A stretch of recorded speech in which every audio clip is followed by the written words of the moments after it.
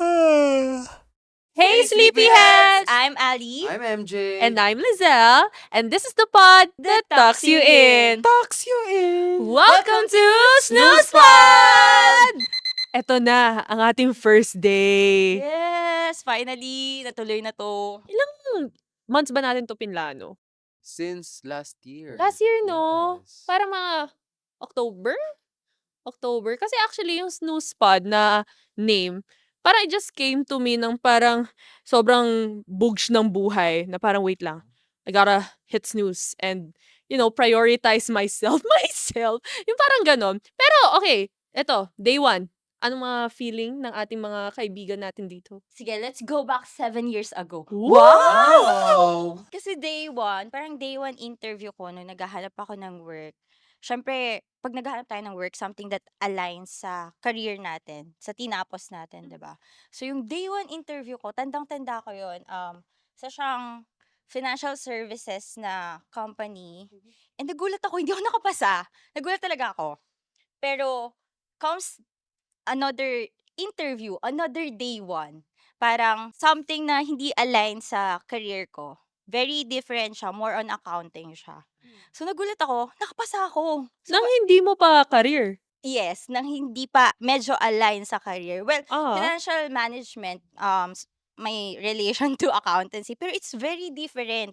So nagulat ako na nakapasa ako. Parang sabi ko, it's not the end. I can start again. Parang ganon. Yeah, kasi actually yung mga day one natin, no, that's when you're just parang you're in round one. Level one, level two, level three. Parang beginner ka pa lang, no? Which is us, tatlo, us three, na parang this is our first time doing a podcast together. Actually, but, eto guys lahat kami friends. Gusto lang talaga namin makipagchikahan with the camera in front. 'Di ba? Ikaw, girl, kamusta ka naman? Bakit parang I tahimik feel so mo? pressured right now. Oo. Very binibini ang Yeah. atake mo I've ngayon. never been to a podcast, so this is actually my first podcast, and I'm excited and nervous because Because. I'm nervous. Because Kinakabahan that's ako. Eh, it. ako rin, kinakabahan ako, Pero honestly. excited because we've been waiting for this. Yeah, we've been We've planning been for planning this. for this, and now it's It's here! Nandito na. And actually, ang ganda ng set natin, no? Perfect. Yes. And eto yung parang day one energy natin, no? Very hype, very excited. Pero I want to know, how do you keep your energy up? Kahit from day one, tignan natin, yung next episode ba natin, ganito rin yung energy natin. Tignan nga natin. Oo, kasi girl, I think there's this thing about day ones, no? Kasi ako, I would always go for New Year's resolution. For those viewers natin na may mga New Year's resolution na, okay, day one natin. Bakit parang natamaan tayo doon, no? Yung parang mga day one natin na, okay, sige, mag-gym na ako. Mag-ano na ako. Pero, bakit next week, day one pa rin natin? Which is guilty pa rin ako nun I think that's something that I also wanna work on. Pero yung energy ko from day one, up until yung ginagawa ko ngayon, how do I keep that excitement? 'Di ba? Yun din naisip ko kasi 'di ba since we're doing snooze pod, this is the time wherein we process things. Kasi I know for our viewers or even us three, our lives are a bit fast, no? Parang fast-paced talaga siya. true. Hindi, I mean, Yeah. lalo, sa probinsya, lalo dito sa Manila, Aha. sobrang bilis ng buhay. Yeah. Di ba?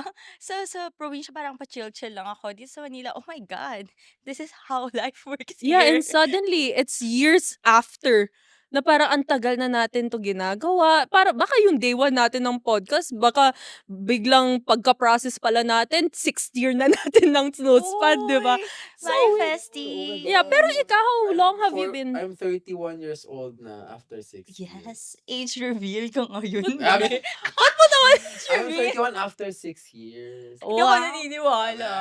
Parang okay, ayun. Wag naman natin mag-age reveal dito. Pero like, sige, ikaw, girl. 'Di ba, you've been working. What's your industry ba ulit? So, I'm a culinary graduate. So, hindi porket culinary graduate ako is marunong. Marunong ako magluto. Depends on the situation and kung sino pinaglulutuan ko.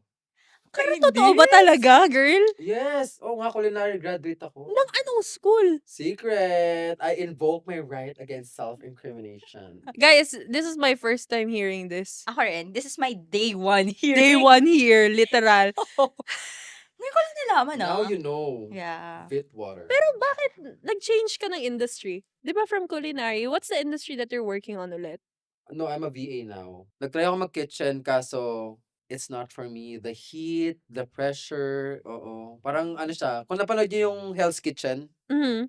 oo, yun, may experience nyo. And dun talaga nag-deplete ang aking hair. Oh my God. So, what you see now is, ano to, pina-opera ko talaga to para maging ganito kahaba. Medyo hulas lang siya now, pero Years of experience. Ilang Yeah. years ka nag-kitchen, girl?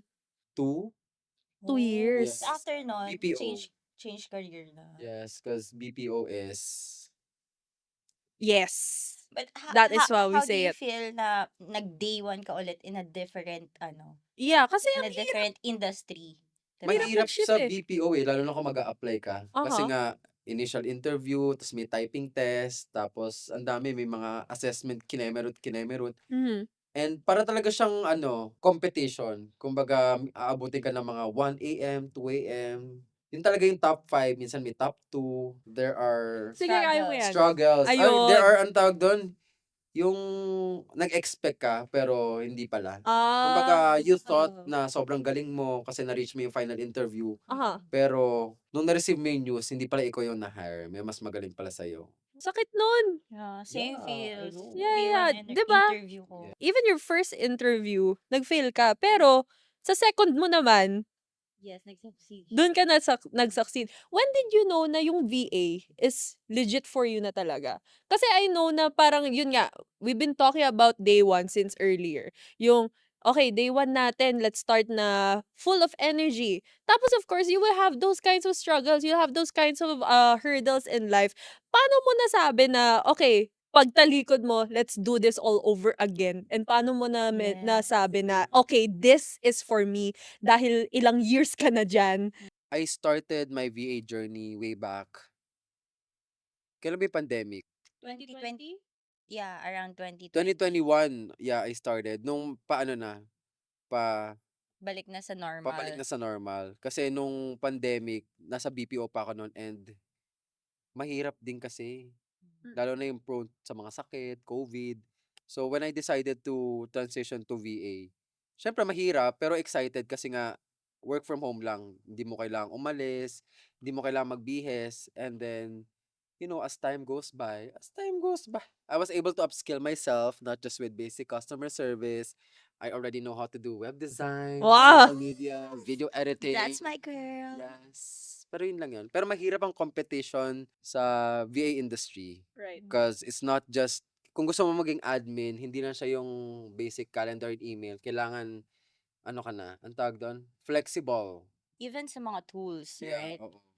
Lalo na ngayon, ang dami ng tools na kailangan may konting knowledge ka. Kasi iba kasi iniisip lang na, gusto ko mag-VA, madali lang naman makapasok. Girl, kita mo tong buhok na to? Ang dami ng pinagdaanan nito. Oh. Ganon kahirap. Pero, kung gusto mo, Kailangan. you will find a way to upskill yourself. Yeah, work Kasi, for it. yeah, ang dami namang online courses dyan. And then, you start from there. Build your portfolio. Yung iba nga, tawag doon, nag-reach out sila sa clients through LinkedIn.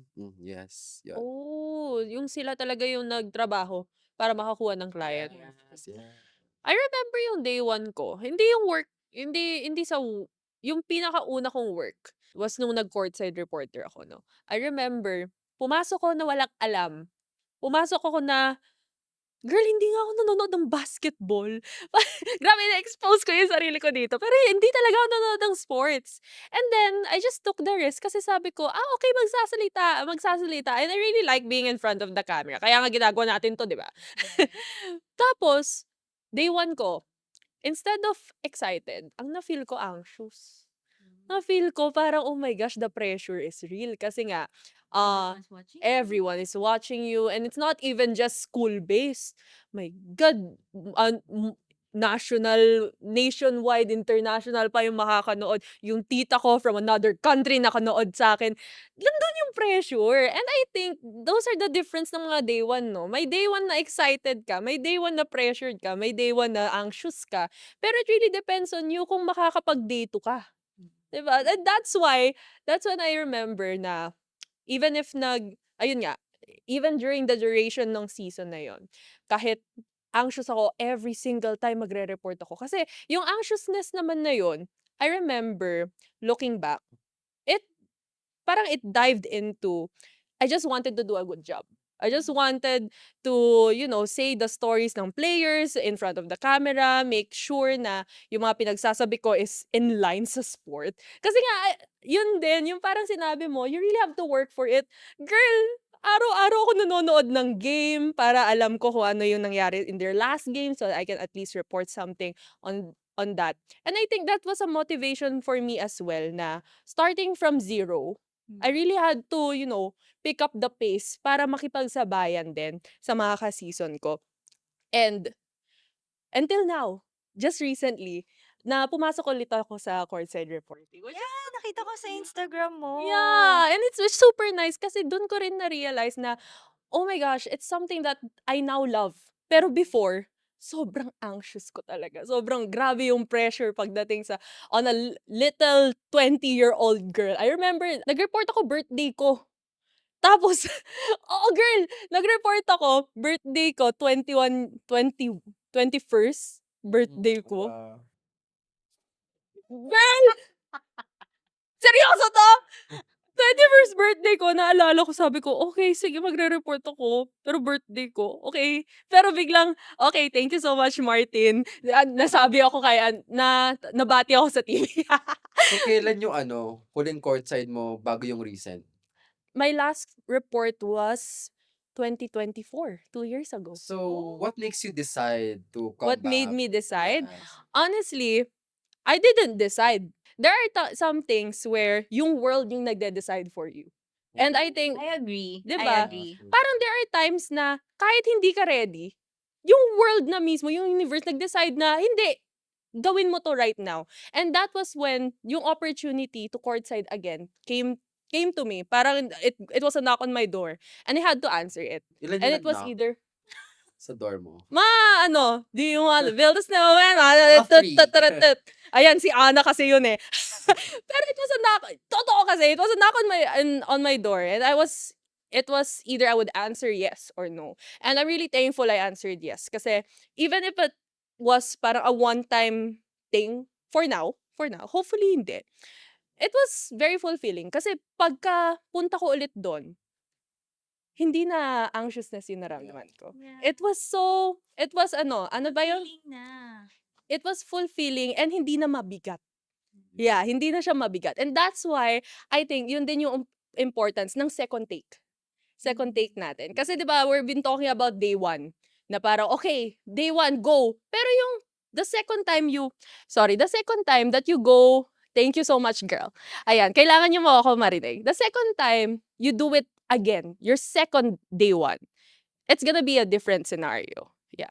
Yeah. Well, for me kasi it's not about how many chances you take or how many industries or companies na applyan mo. It's about the learning opportunity that you get from applying from those jobs. Kasi if as a person like me, nung naranasan ko na yung multiple rejections, instead na ma-depress ako, I use it as a learning opportunity for me to grow as a person. Kumbaga, ano yung kailangan kong i-improve para at least on the next try, hindi man ma-succeed, at least alam ko yung mga dapat kong baguhin.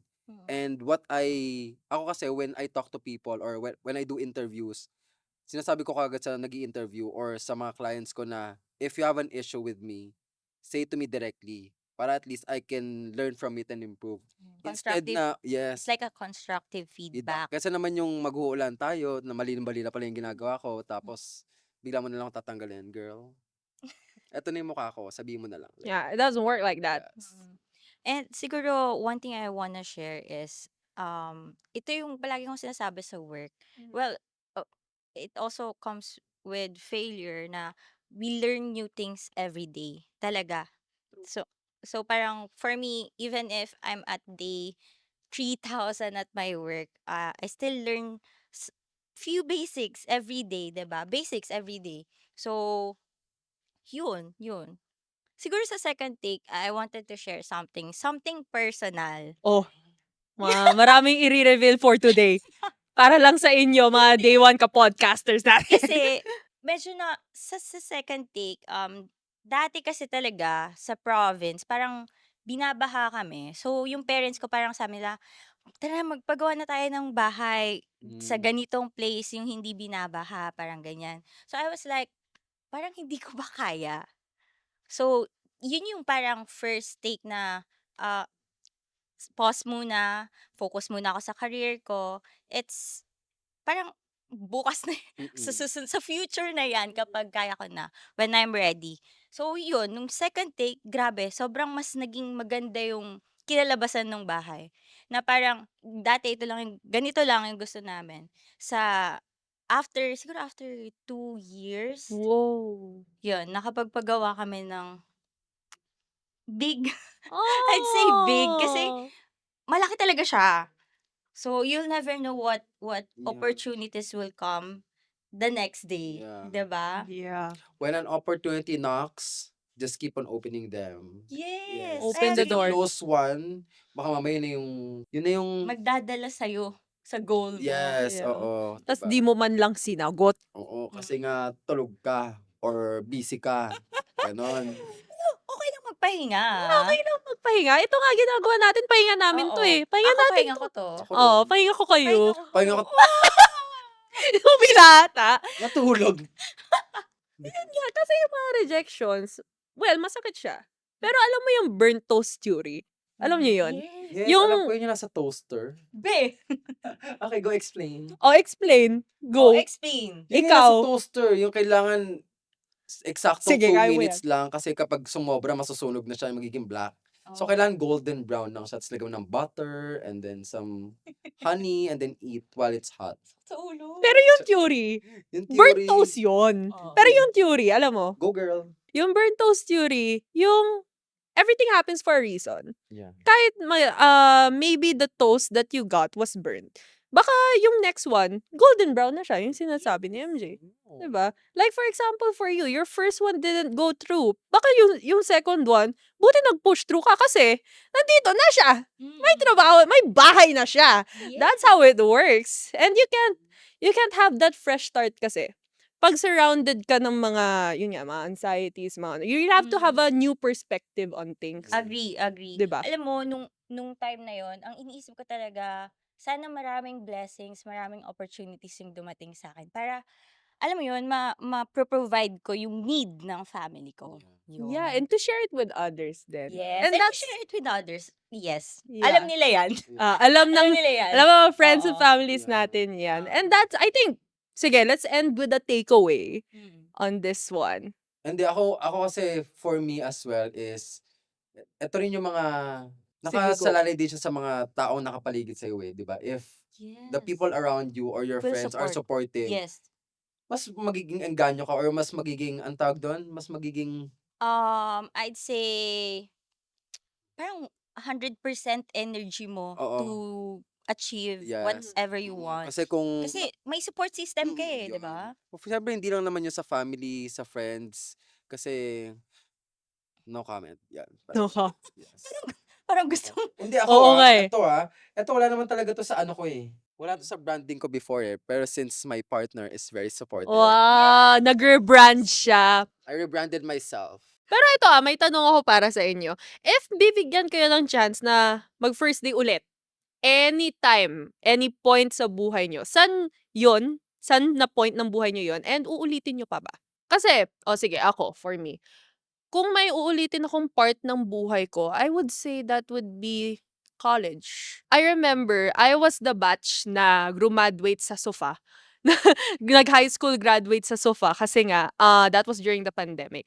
And I think I would, see college in another perspective. Babalik ako doon and I would make the most of it.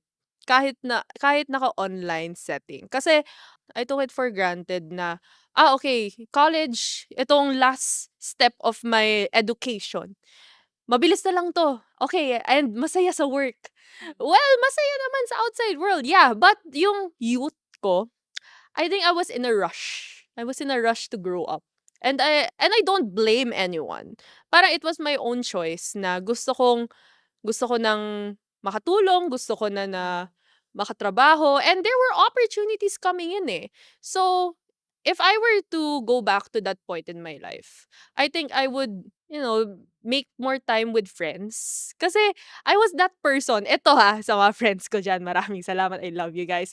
I was that friend na kailangan mong, "Lizelle, tara na, mag-ano tayo." Ako yung inaaya. Ako yung inaaya, which I am so guilty for. Yung parang I really wish I would have said yes to more gala. Yes to more, yes to more people na makakasalamuha ko in college. But I wouldn't say naman na my college experience was bad. But if I were to go back, yun yung uulitin ko. And that's what I have to say. Pero kayo guys, anong mga first day nyo? Kasi yun sa akin first day of college. Ako siguro yung uulitin ko, kung Aha, bibigyan ako aha. ng chance is yung high school life ko. Kasi parang yun yung pinakamasaya for me. Nandun lang kang stress. Wala, Oo alam mo nga yung eh. feeling na parang whole day ka pumapasok, may practice ka pa after ng 5 p.m., 5 to 6 p.m. Pero yun yung days na mas marami pa akong tulog kesa True na ngayon. dyan. True. Agree. Nandiyan ka na dyan. Buong araw ka nag-aaral, tapos may practice ka pa after, tapos may tulog ka pa. Sobrang the best talaga nun. Tapos ang ganda pa ng skin natin 'no? Oh! Girl? Tago ko muna ha. Okay. Alam mo, high school talaga yung uulitin ko. Sobrang saya. Parang sobrang chill ng life.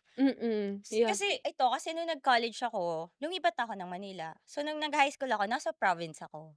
That was the last time Yeah. that you were in the, provincial life. Nung pag-college ko, parang, gosh, ganito pala sa Manila. Ganito pa sa Yeah. Ganito pala sa Manila. Manila.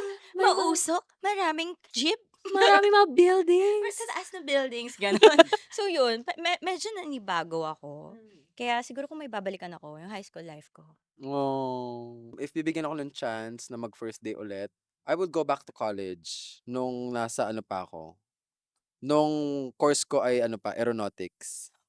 Yes, I took up 1 year aeronautics. Yes. Wow! Gusto ko lang yung course. Gusto ko kasi nga parang ano ko frustrated pilot.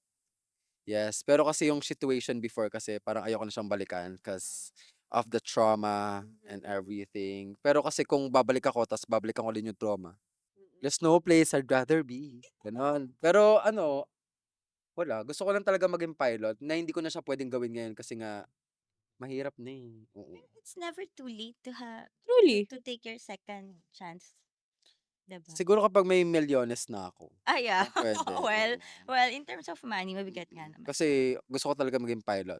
But, I think hindi yun yung plan ni God for me.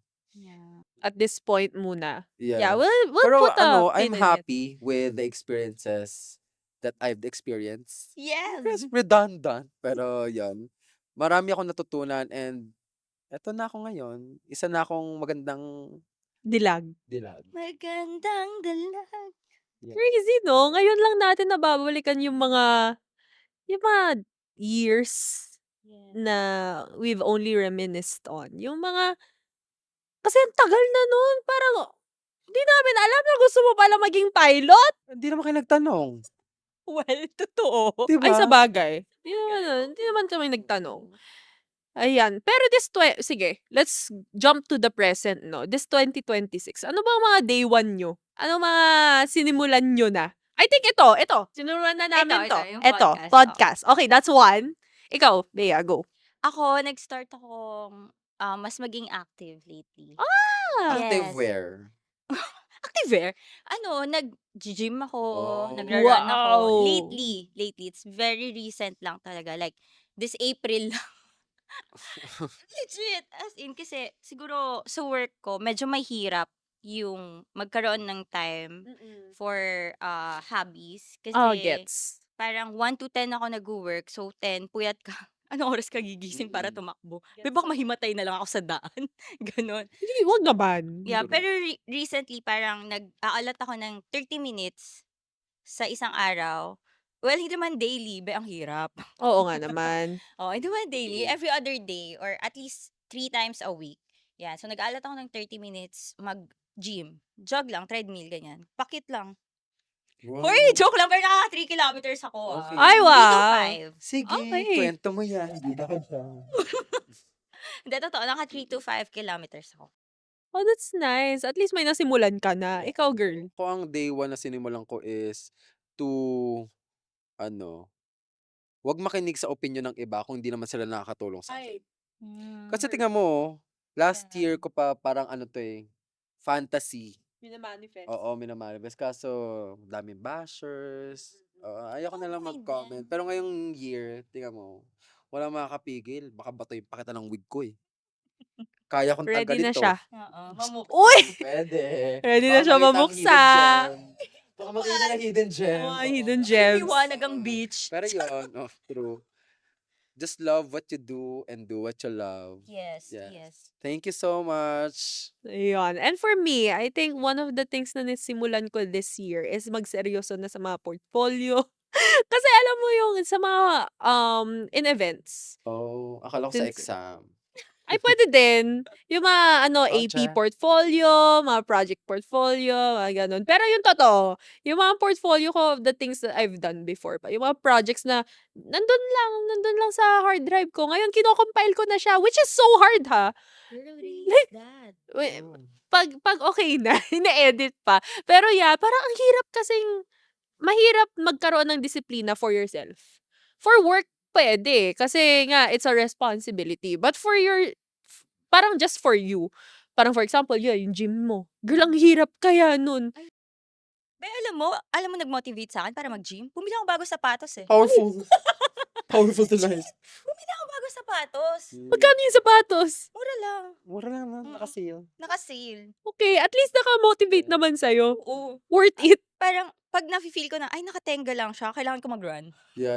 Sayang wala pang ROI. Oo, kailangan i-ROI ang mga binibili natin. Lalo na ngayong 2026. Amen. Oh, yes. Yeah. Okay, ngayon naman, sige, I think we have to end na ang ating episode. Medyo mahaba na po ito. Pero anong mga takeaway natin for this? I spread my wings and I learn how to... breakaway pala yun.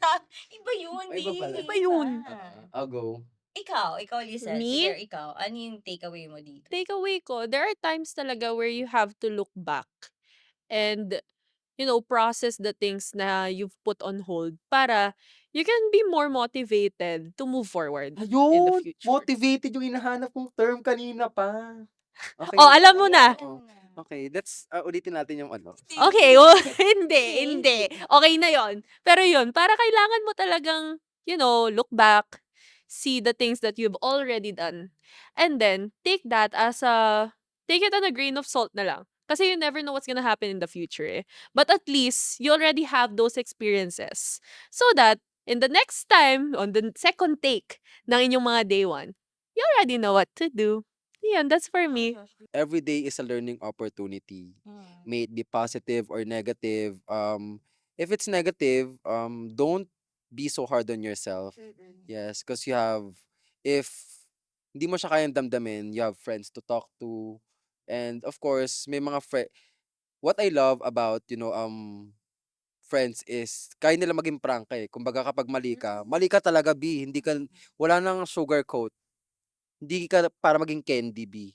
So, yon. And just keep doing what you're doing. Basta ine-enjoy mo and mahal mo yung ginagawa mo. Kasi kung ginagawa mo lang siya for the sake of money, edi wala din. Sayang lang din yung gising mo araw-araw. Yes. So, yun. Kaya kayo dyan, alam nyo, bukas na yan. Tigil nyo na yan. Yung stress, yung overthinking, lahat. Bukas na yan. Tulog mo na yan. 'Di ba? Yes. So, good night, sleep tight, and don't let the bed bugs bite. Don't forget to follow us on our social media pages down below. Don't forget to subscribe to Vlogaplay and, of course, Snooze PH. This has been Snooze Pod, episode 1.